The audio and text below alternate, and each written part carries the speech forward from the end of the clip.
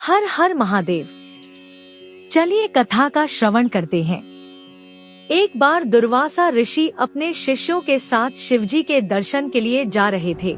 मार्ग में उन्हें देवराज इंद्र मिले। इंद्र ने दुर्वासा ऋषि और उनके शिष्यों को विनम्रता पूर्वक प्रणाम किया। तब दुर्वासा ने इंद्र को आशीर्वाद देकर भगवान विष्णु का पारिजात पुष्प प्रदान किया। इंद्रासन के गर्भ में चूर इंद्र ने उस पुष्प को अपने ऐरावत हाथी के मस्तक पर रख दिया। उस पुष्प का स्पर्श होते ही ऐरावत सहसा भगवान विष्णु के समान तेजस्वी हो गया। उसने इंद्र का परित्याग कर दिया और दिव्य पुष्प को कुचलते हुए वन की ओर चला गया। इंद्र द्वारा भगवान विष्णु के दिव्य पुष्प का तिरस्कार होते देखकर दुर्वासा ऋषि के क्रोध की सीमा न रही। उन्होंने देवराज इंद्र को वैभव, लक्ष्मी से हीन हो जाने का शाप दे दिया। दुर्वासा मुनि के शाप के फलस्वरूप लक्ष्मी उसी क्षण स्वर्गलोक को छोड़कर अदृश्य हो गयी। लक्ष्मी के चले जाने से इंद्र आदि देवता निर्बल और धनहीन हो गए। उनका वैभव लुप्त हो गया। इंद्र को बलहीन जानकर दैत्यों ने स्वर्ग पर आक्रमण कर दिया और देवगण को पराजित करके स्वर्ग के राज्य पर अपना परचम फहरा दिया। तब इंद्र देवगुरु बृहस्पति और अन्य देवताओं के साथ ब्रह्मा जी की सभा में उपस्थित हुए। तब ब्रह्मा जी बोले, देवेंद्र, भगवान विष्णु के भोगरूपी फूल का अपमान करने के कारण रुष्ट होकर भगवती लक्ष्मी तुम्हारे पास से चली गई है। उन्हें पुनः प्रसन्न करने के लिए तुम भगवान नारायण की कृपा दृष्टि प्राप्त करो। उनके आशीर्वाद से तुम्हें खोया वैभव पुनः मिल जाएगा। इस प्रकार ब्रह्मा जी ने इंद्र को आश्वस्त किया और उन्हें लेकर भगवान विष्णु की शरण में पहुँचे। वहाँ भगवान विष्णु भगवती लक्ष्मी के साथ विराजमान थे। देवगण भगवान विष्णु की स्तुति करते हुए बोले, भगवान, आपके चरणों में हमारा बारंबार प्रणाम। भगवान, हम सब जिस उद्देश्य से आपकी शरण में आए हैं, कृपा करके आप उसे पूरा कीजिए। दुर्वासा ऋषि के शाप के कारण माता लक्ष्मी हमसे रूठ गई है और दैत्यों ने हमें पराजित कर स्वर्ग पर अधिकार कर लिया है। अब हम आपकी शरण में हैं, हमारी रक्षा कीजिए। भगवान विष्णु त्रिकालदर्शी थे। वे पल भर में ही देवताओं के मन की बात जान गए। तब वे देवगण से अपने वैभव लौटाने के लिए दानवों से दोस्ती कर उनके साथ मिलकर समुद्र मंथन करने को बोले। उन्होंने समुद्र की गहराइयों में छिपे अमृत के कलश और मणि रत्नों के बारे में बताया कि उसे पाने से वे सभी फिर से वैभवशाली हो जाएंगे।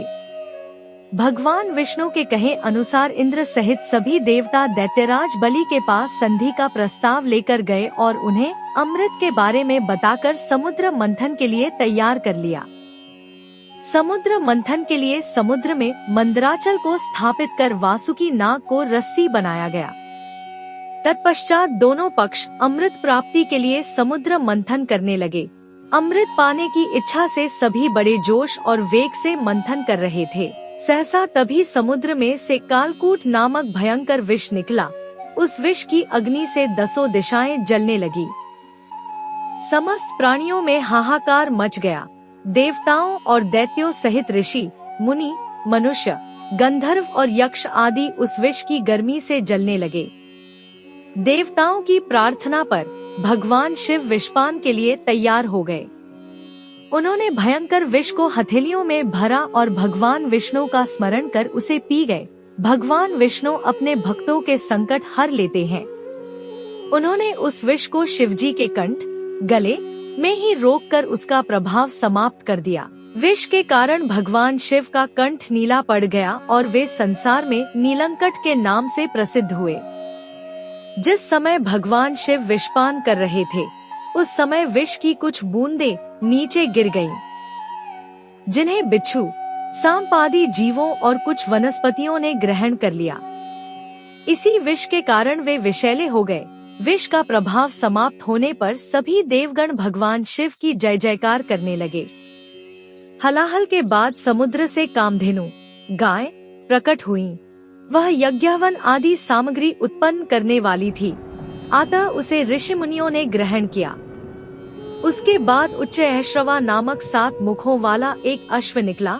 वह चंद्रमा के समान श्वेत वर्ण का था। उसकी सुंदरता से प्रभावित होकर उसे दैत्यराज बलि ने ग्रहण कर लिया। समुद्र से श्वेत वर्ण का ऐरावत निकला।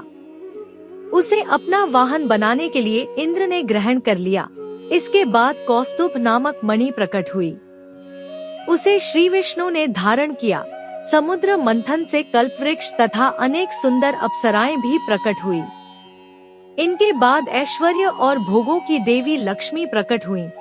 वे भगवान विष्णु की नित्य शक्ति हैं। देवी लक्ष्मी समुद्र की पुत्री के रूप में उत्पन्न हुई थी।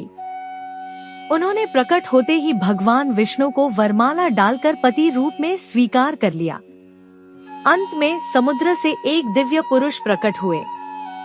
दिव्य वस्त्र आभूषणों से सुशोभित वे दिव्य पुरुष श्री विष्णु के अंशावतार और आयुर्वेद के प्रवर्तक वैद्य धन्वंतरी थे।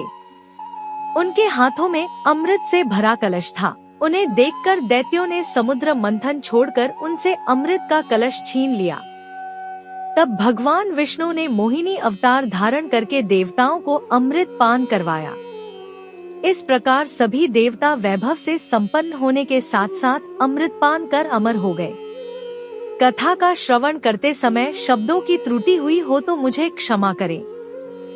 कमेंट में हर हर महादेव लिख दे।